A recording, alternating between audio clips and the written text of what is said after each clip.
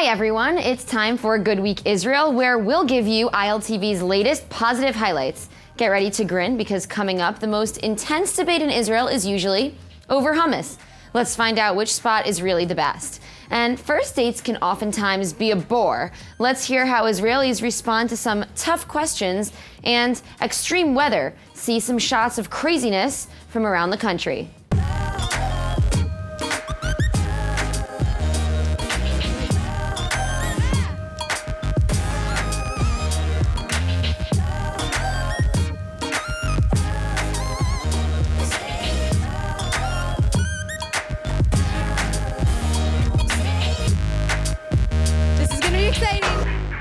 Well, some major celebrity painters came to Israel, and getting them to make the trek wasn't easy. I'll be the one to bring you that story.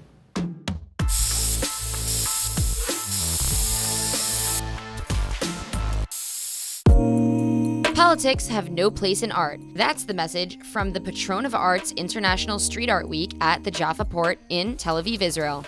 Pichiavo, Insane 51, and Nuno Viegas are just a few of the celebrity street artists to come to Tel Aviv from Spain, Greece, and Portugal. I'm not here to try to change anyone's mind, and I'm just here to know a new place, to know new people, and to leave my work behind. If you have 200,000 followers and you come to Israel, you lose followers. They walk alongside the beach. You know, when we go back, we see the sunset and all that. I think it's really beautiful. But it wasn't easy to make this come together. Organizers put on an exhibit like this one in Beirut and said getting the support took 5 minutes. I thought it would be peanuts organizing. I'm good in organizing stuff. But it was a huge project. Just the mere decision to vacation in Israel can cause some public figures to experience backlash, let alone taking on a work project. This one took a full 2 years to come to fruition. We found 7 street artists that were willing to come to Israel. There's some people, for the good and for the bad, replying about my stay here. Both me and Olivier have met a lot of anti-Israel feelings. BDS is growing in Europe. I think the only way to fight BDS is with positive energy and bringing big artists to show them that Israel is more than only the Middle East conflict. Jaffa is known for its interesting architecture and beautiful port, but it's not necessarily known for excellent street art. That's about to change. All the Israeli artists heard about it and they started to paint here as well, so we're actually creating a kind of Wynwood of Miami here in the port of Jaffa. We left a stamp, and we left a stamp with excellent artists. This particular painting I made here is a paper plane. I did like a bird and a girl flying, so I want people just to feel free when they see it. When you have like one idea, the first place where you write it down, it's on a piece of paper. Put it in a drawer, forgot about it, you can toss it in a bin, or you can like shape it and make it fly. While some try to politicize the works, these artists say painting at the port is simply an opportunity to experience a new place. I'm painting, I go for a dive, I go back painting.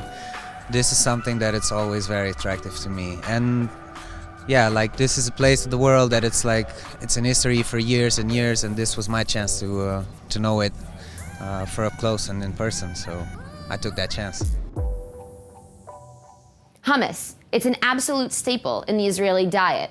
That's probably why so many locals argue over where to get that dish at its finest.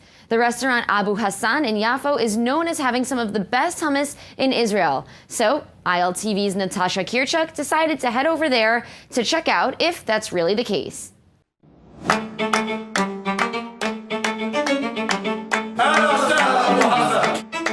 Abu Hassan in Yafo has been rated the best hummus restaurant on several different lists across the country.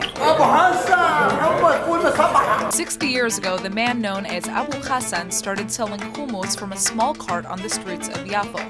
Today, it's almost impossible to find a seat at his 3-restaurant empire. I'm so hungry.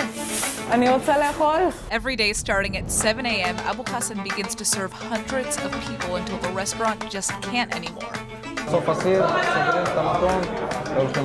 In fact, the lines can be so long that you have to wait up to an hour. And here's the thing, no one gets their own table. You're seated whenever a space opens up. אותו המין, לא משנה, ערבי, יהודי. مسابقة أخذتكم من بافريقيا ولا بالله يحد هاتلو كان ماي بهذا كان ماي كيف أخشلي ثمنه قطعان مسبح طيب واحد مسبح هذا اللي تقول عليه Masabacha is perhaps Abu Hassan's biggest claim to fame. The base of the dish is balila, warm cooked chickpeas mixed with tahini, cumin, parsley, garlic, and of course, lemon juice. Every masabacha or hummus dish comes with a side of onions. Yes, to scoop the hummus, you've got to be careful how you approach eating hummus or masabacha. If you do not scoop it in the right way, you will be judged. Sit down.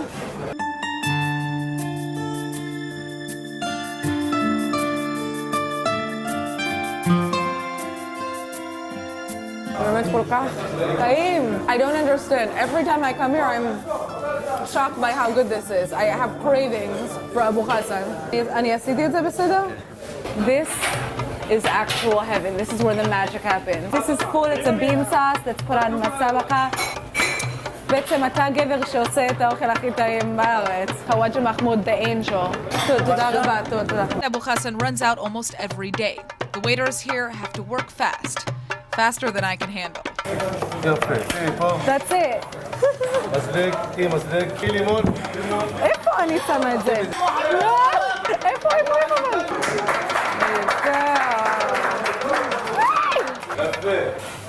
וואו, כל הכבוד לי. Things turned around pretty quickly.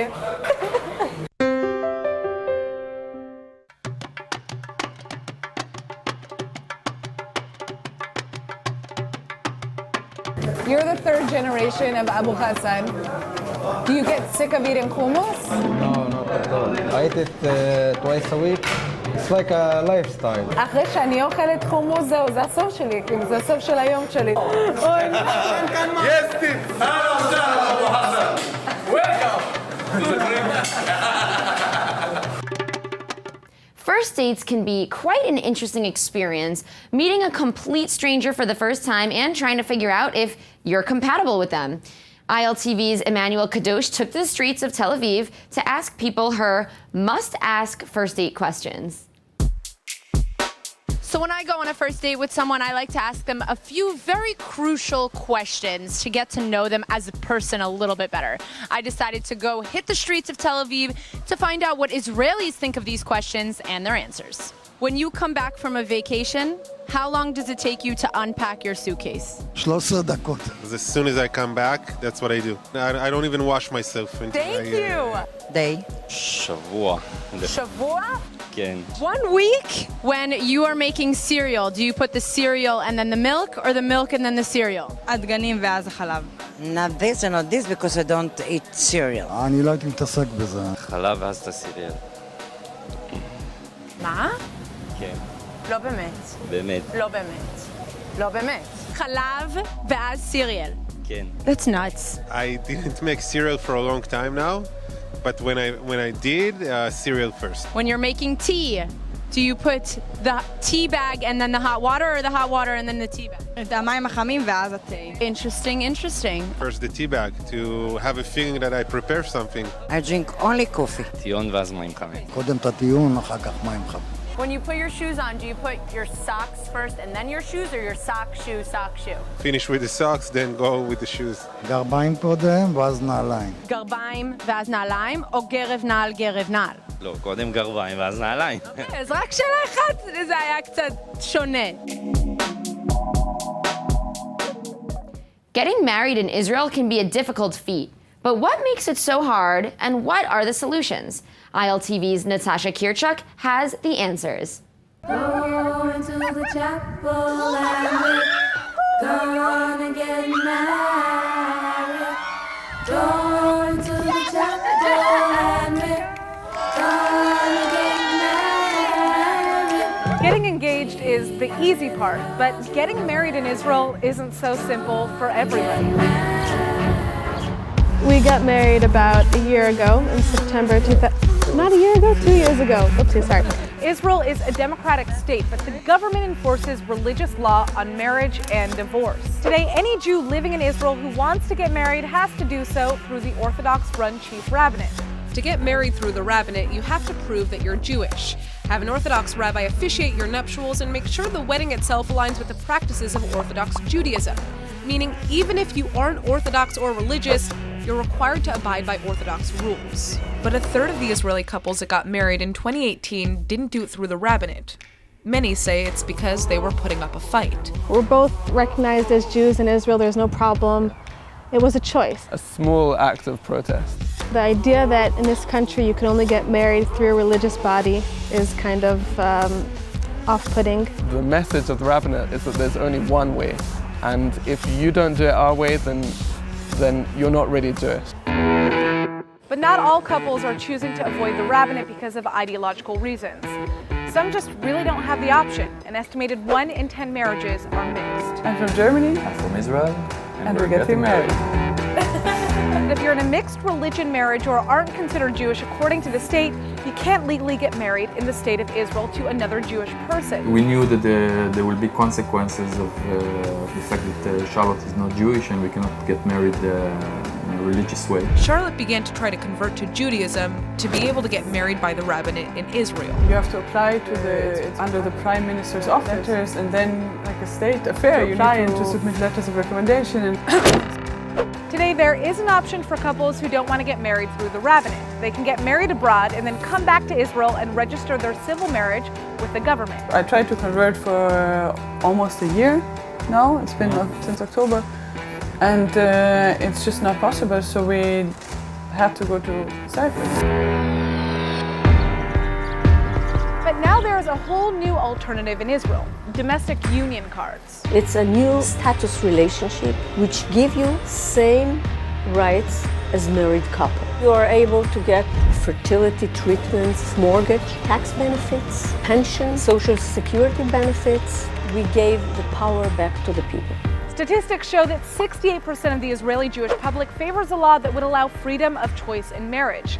But for some, doing so would rid Israel of its Jewish identity. מי שמדבר על מציאות של שינוי, הוא לא חשב במידה מספקת, אבל זה חוסר אחריות משווע לגבי קיומו ועתידו של עם ישראל. In Israel, marriage has become more than just a union. It's become a question of freedom of choice and a window into the identity struggles the country faces when it comes to separating state and religion. The Israel Antiquities Authority is now exhibiting one of its most incredible discoveries, a magnificent 1,500-year-old church complete with mosaics, inscriptions, and a mystery.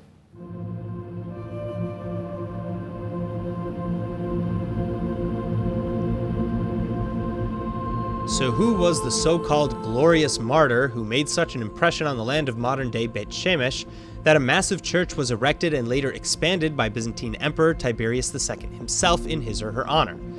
Well, we're not exactly sure, but the question has been irking Israeli Antiquities Authority archaeologists for over 3 years since they first broke ground on the massive excavation site, because whoever it was, they were really important, as the martyr's deeds earned him or her a massive church founded some 1,500 years ago on a complex some 1.5 dunams or 0.3 acres in size. And that's not all. The church was adorned from top to bottom with incredible and intricate mosaics depicting fruit, fauna, and geometrical designs, and it also featured beautiful frescoes, pillars, and columns of imported materials. Then finally, the church was flanked by 2 large halls, a large atrium courtyard, and a rare, fully intact crypt where the martyrs' remains and relics were stored. We have now descended into the subterranean crypt located below the bema of the church. This is the reliquary niche. You have to reconstruct here that there would have been a marble chancel screen to mark off the sanctified area from the assembly hall.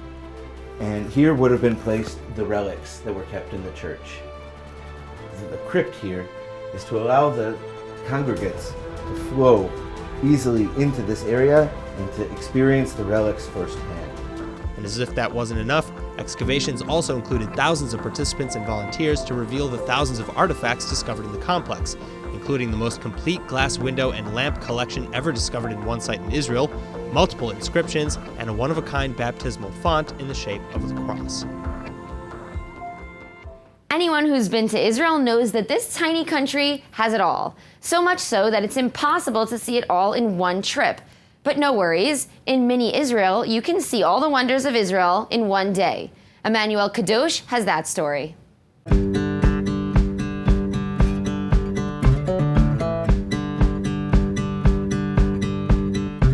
Where can you see the entire country of Israel in just one day? From the holiest sites in Jerusalem to the stunning desert views all the way to the city that never sleeps, Tel Aviv. Well, there's actually just one place and we're in it right now. The Mini Israel Park. Right behind us is the Israeli Towers. Over there is the holiest sites in Jerusalem. We're gonna go and explore Israel.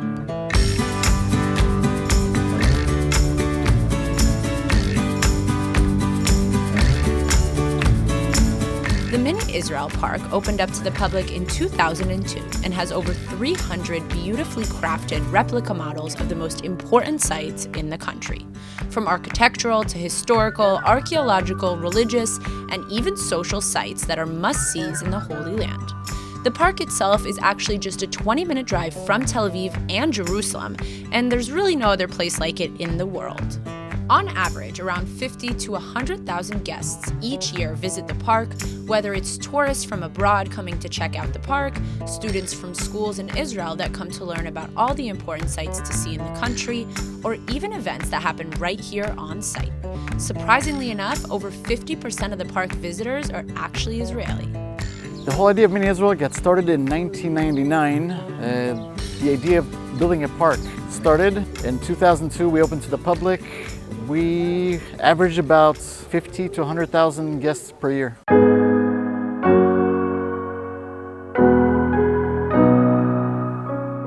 The park's slogan says it all: see it all, small.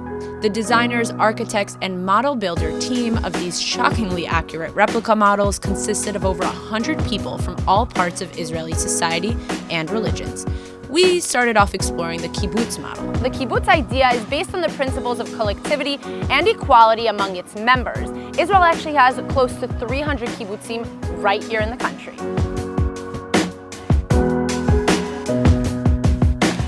And now we're off to Ben Gurion Airport, the mini version of it. Interestingly enough, the Ben Gurion Airport is considered to be one of the safest airports in the world due to its strict security, and actually is the home base for all the El Al Airlines, which was established back in 1949. That's the plane I took to come and move here to Israel. Well, the miniature version of it. That's the El Al Nefesh B'Nefesh plane that brought me to Israel and made it so much easier for me to get integrated here in the community.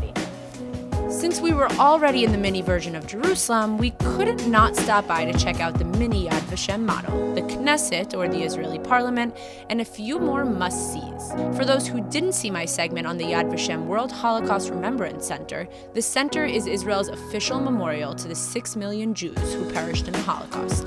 Yad Vashem actually houses the largest Holocaust archive in the world with over 62 million documents, thousands of photographs, and testimonial videos of survivors.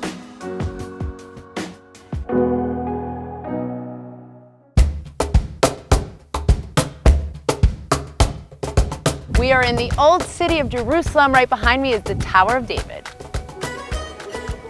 The Western Wall.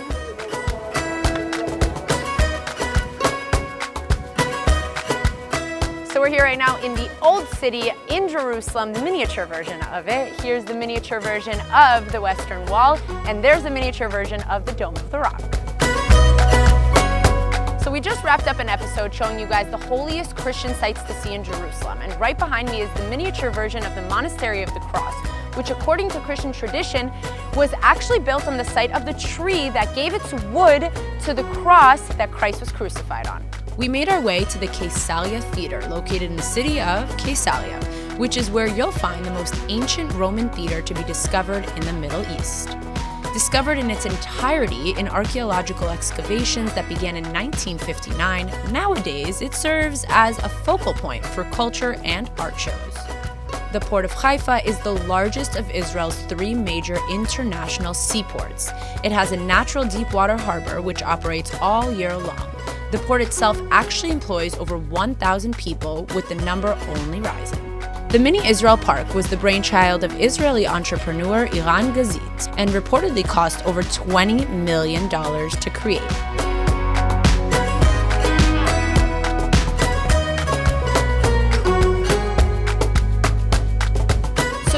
Your way to the Holy Land and didn't feel like you saw everything you needed to, the Mini Israel Park should definitely be one of your last stops. That way you can see the entire country in just one day. Well, the mini version of it. But at least you can learn all about the most important sights to see in the country. That's all for this week's Cruising Israel. Make sure to tune in next week to see where I cruise Israel next. Bye, guys.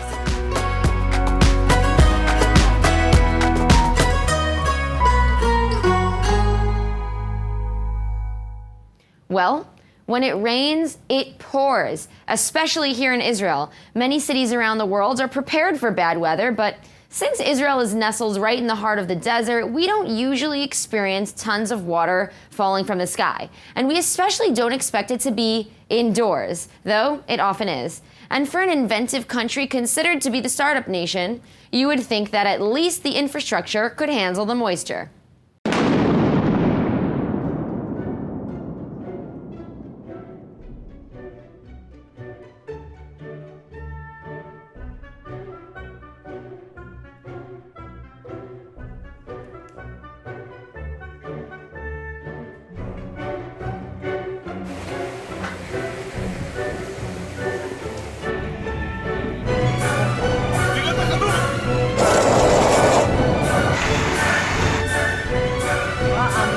מה שקורה בחולות.